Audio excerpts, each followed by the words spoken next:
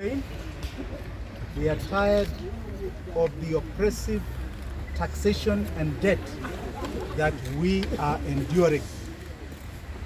It is clear that the finance bill, which is trying to raise our tax revenue from what we anticipate to be collected this year from 1.9 trillion to 2.9 trillion, is an unachievable target. There's nowhere in the history of this nation that we were able to raise 1 trillion more in collections than the previous year.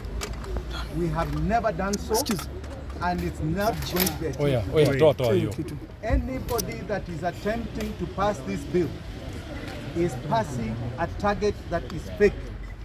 Thus, it is a fake bill. And a fake bill cannot be sustained. It can only be oppressive. The reasoning for this target is only one thing. The government is unable to meet its debt obligations.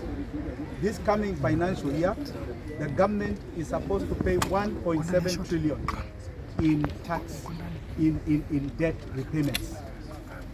That is at current exchange rate, 1.7 trillion. It is a target that is seemingly elusive.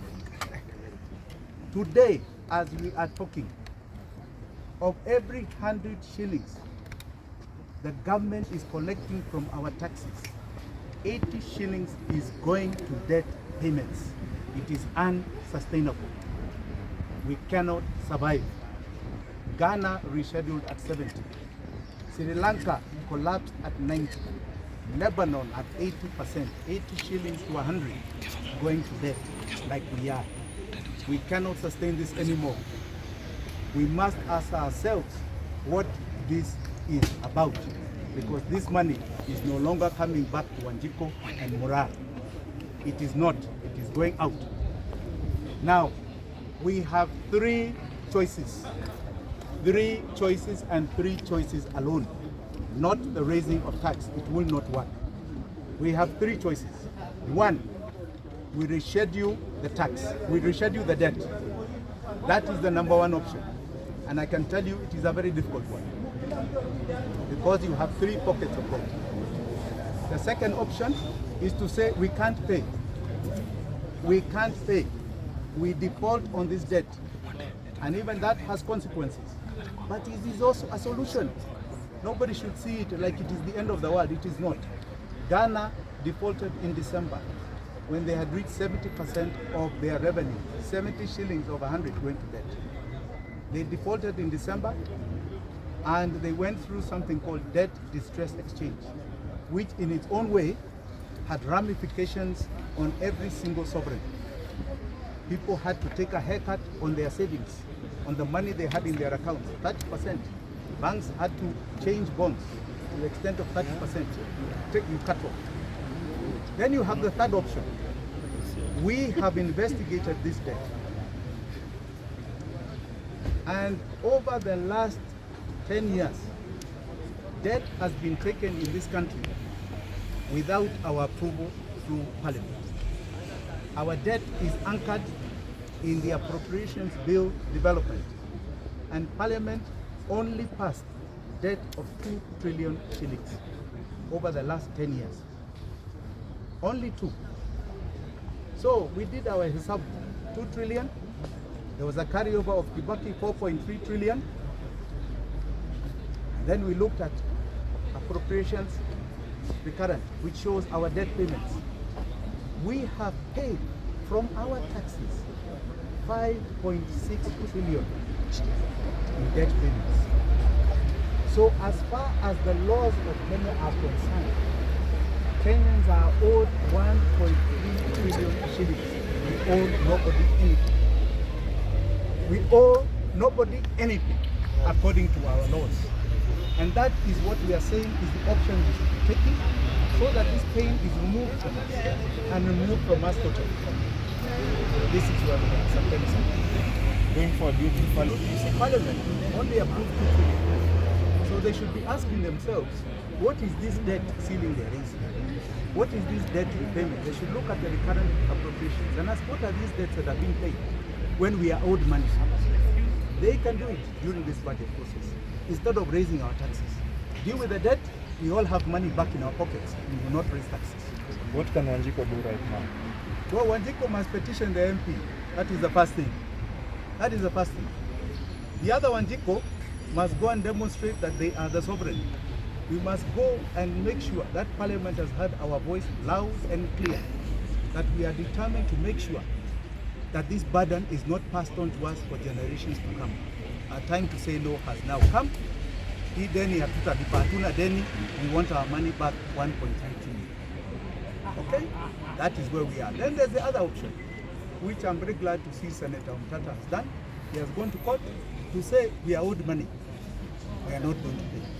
So there are very many options available to all of us. We can all go to court. Mtata has gone to court, many people can go to court. It's not only one person.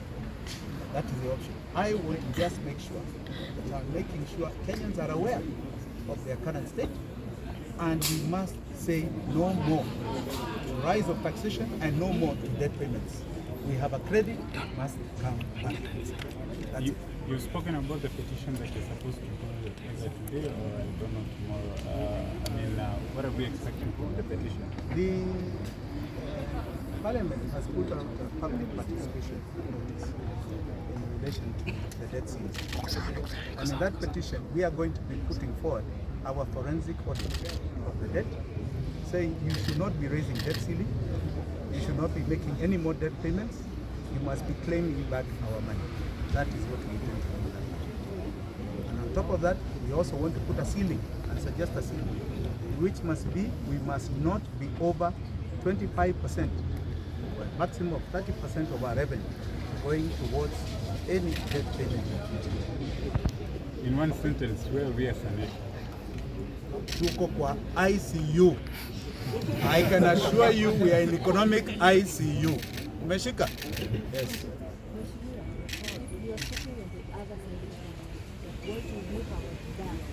In other words, if I was in government, if I was the president today, I would be saying we owe nobody any money. All right? And whoever owes those monies, waendelee to owe them, but the Kenyan sovereign does not owe. That is what I would be saying. And I would be demanding the credit of 1.3 trillion back to the Kenyan. That is how harsh I would be. And there may be people who may shake us kidogo, but eventually the sovereign will win. And perhaps lastly, we have a 15% percentage status. I don't now know. let me also add that what it means is very serious. It means you can actually give taxes. It means you can give money back money. You don't have to raise it. You don't have to have content creation taxes. We actually can give you cushions as a country. Because the government will not need to borrow. Right? It has money. It will not need to borrow to meet their needs. So it can give back to Wananchi so they can produce. You see the prices of nearly every single commodity. Everybody will go back to our nation. That is what I would do. And aggressively so. This year, imagine if we took back 1.7 trillion that is owed, that we are not paying. The following year, it's 1.8 trillion. Can you imagine if we are not doing it? That comes back to our pockets. That is the biggest expenditure of our taxes. We can't take it anymore. Do you have trust in the Kenya Kwanza regime to turn around the situation? You see, this is why I'm talking now. Their policy, I've been quiet, their policy document is to solve this problem by asking more taxes. I think they are very wrong. They will not achieve it, even if they pass it. So I'm sorry, this is their plan, pole sana. It will fail. And you know we are going to be right back where I'm saying. They will default on this debt, and the consequences to each and every one of us, because if they are forced default, beyond your imagination. Okay? Something. And maybe lastly, because we've seen people try to demonstrate about the high cost of living and many other things, but the government doesn't want to see the demonstrations even But if I've told you what the problem is. Yes. Yes. They cannot pay for that expenditure. And they are running out of answers to this solution. You know, there's no regime let me be very clear, that sits back and says, I want to cause pain, they have a problem. And that problem, they are dealing with it, as far as I'm concerned, the wrong way, by bringing more benefits. They must accept their problem and they must deal with it head on. The problem is debt and debt payments. We must say no more. That's it. Anybody else? Somebody else, yeah. You know, it is only 8 months. I just want to talk about the current economic state. And as far as the economy is concerned, it's unfortunate they don't have the answer. Okay? They don't have the answer. Unfortunately. Asanteni sana. Mheshimiwa. Thank you.